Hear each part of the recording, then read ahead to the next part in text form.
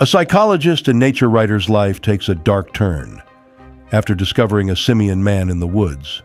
In the forest, two lab mice fleeing from a crow find safety by a tree and discover a lifeless man nearby. Later that day, as the police escort Lila to the station, photojournalists bombard her with questions, asking if she regrets her actions. In the interrogation room, Lila answers them, telling the three cops that she does not. Meanwhile, Puff testifies before Congress, expressing regret only for his expulsion, Lila's imprisonment, and Nathan's demise. In the afterlife, Nathan, with a gunshot wound on his forehead, finds himself in a white room, confessing that the word sorry is meaningless to him. Back in the interrogation room, Lila narrates that everything began when she was 12. After school, she headed straight home, faced the mirror, and unbuttoned her top to see thick hair forming on her chest. Embarrassed, she cried, and her mom took her to a doctor, who explained that her condition was due to hormonal imbalances. By the time Lila was 20, she looked like an ape, leading to her being cast as King Kong in a school play. One night, after shaving the hair from her body, she soaked in the tub and attempted to end her life, but changed her mind when she saw a mouse looking at her without judgment. As Lila finishes her story, she notices the yawning officers. She asks if they understand, but only one of them responds, recalling her mention of a mouse. Meanwhile, in Congress, Puff shares his story of being raised in the wilderness by his father, who suffered from a delusion, believing himself to be an ape. Puff explains that his father spent years in a mental hospital after trying to live in the ape house at the local zoo. After his release, his father underwent therapy and tried to conform to society's rules, securing a job, getting married, and eventually becoming Puff's father.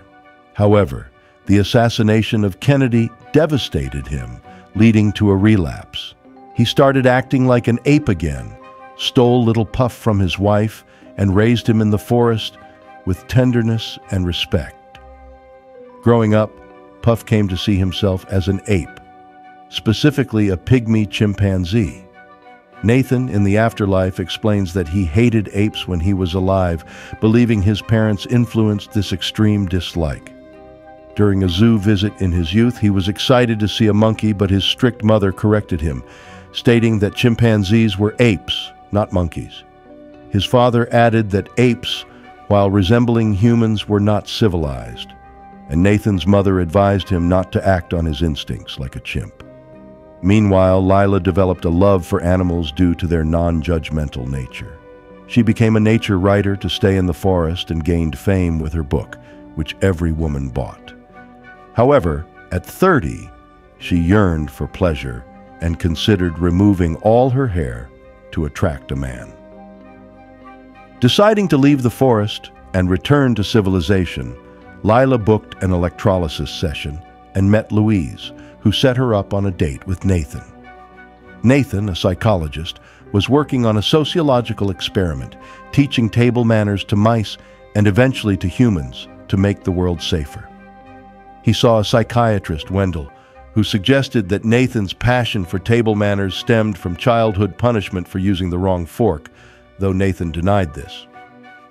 One day in the laboratory, Nathan worked on his experiment with his French assistant, Gabrielle. Nathan and Gabrielle prepared a salad for a pair of mice, placing 3 forks beside their plates.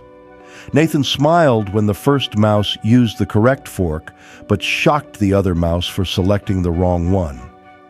After work, Nathan went on a dinner date with Lila, but became critical of her table manners, correcting her when she used the wrong fork and reminding her not to speak with her mouth full.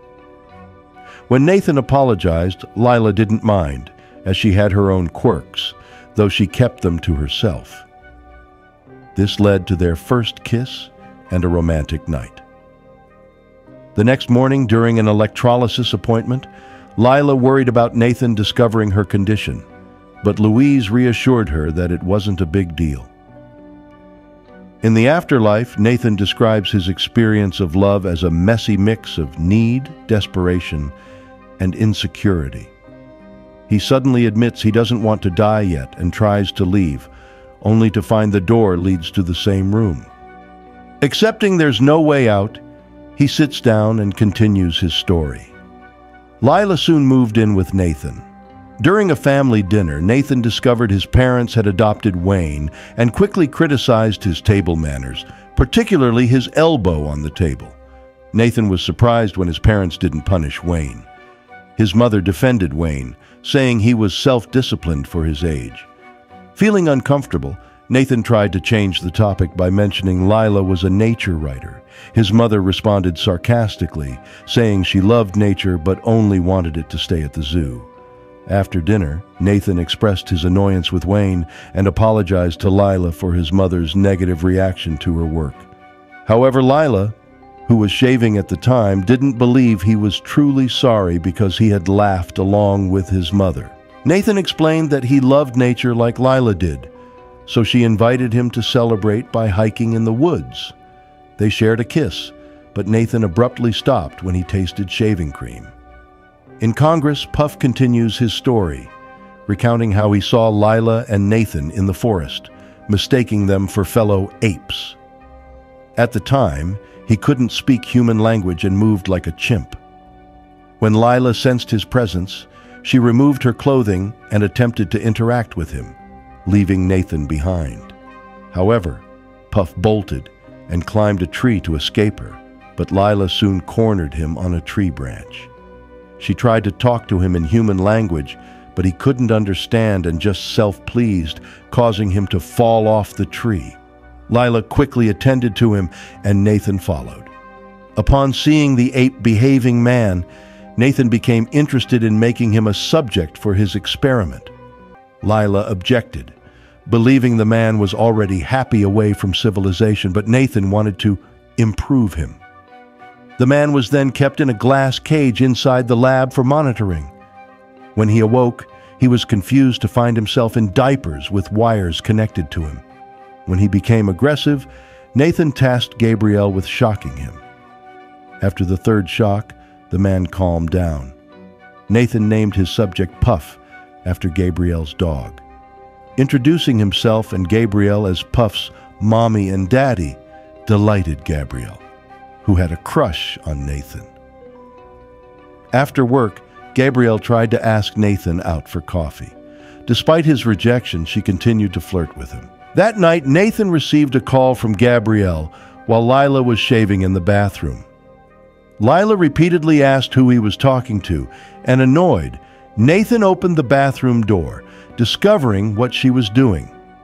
Lila tried to explain that her body hair was caused by hormones and that she was undergoing electrolysis to remove it.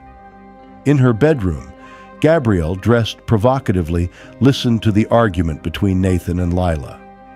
After Nathan stormed out, Lila noticed the phone on the bed and tried to speak to the person on the line, but Gabriel hung up and drove to the lab, knowing Nathan would be there.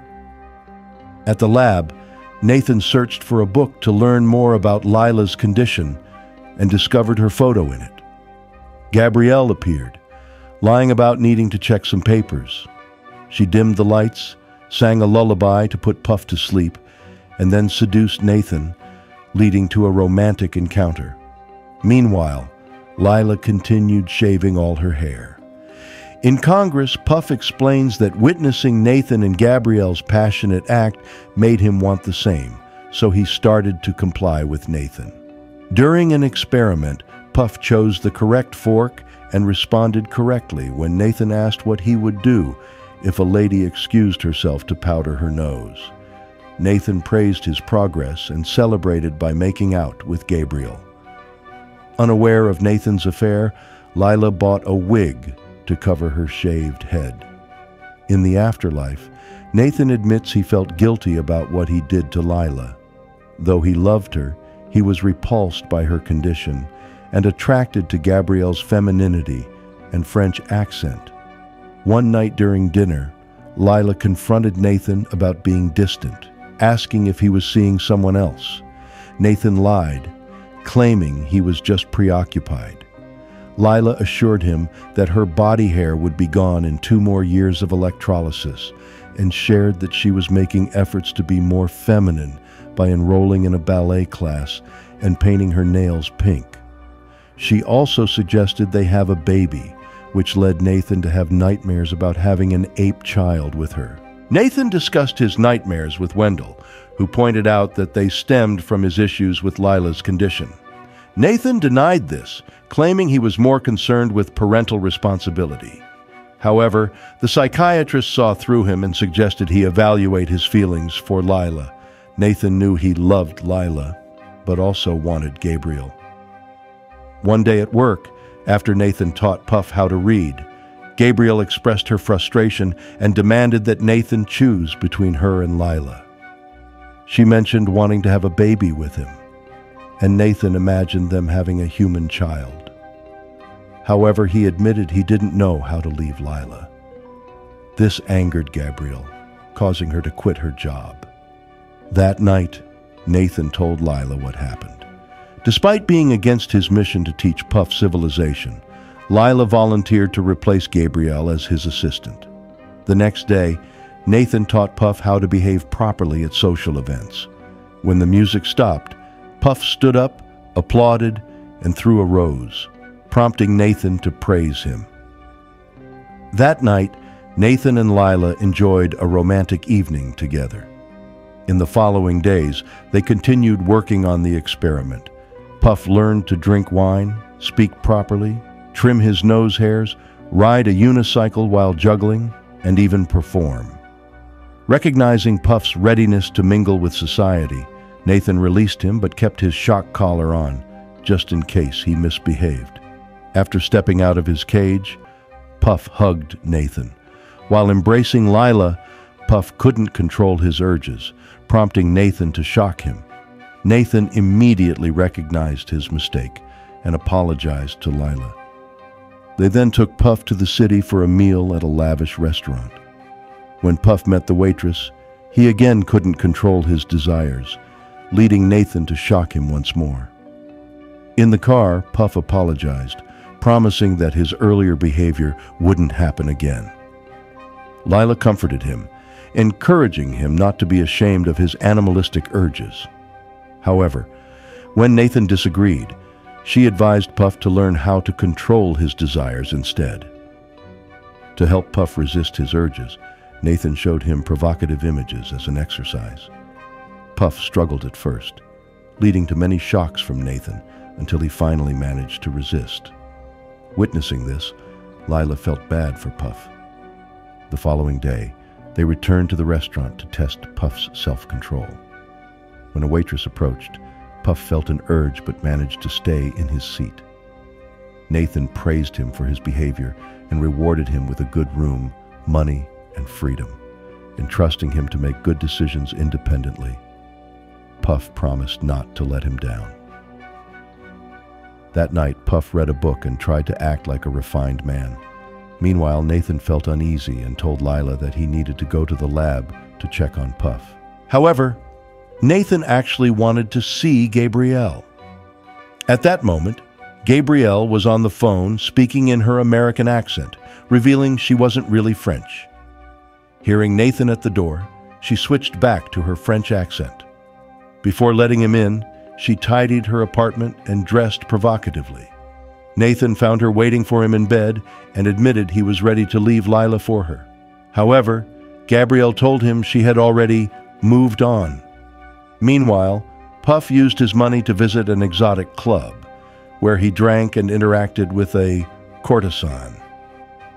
Returning home late, Nathan lied to Lila, claiming he spent hours with Puff in a philosophical discussion.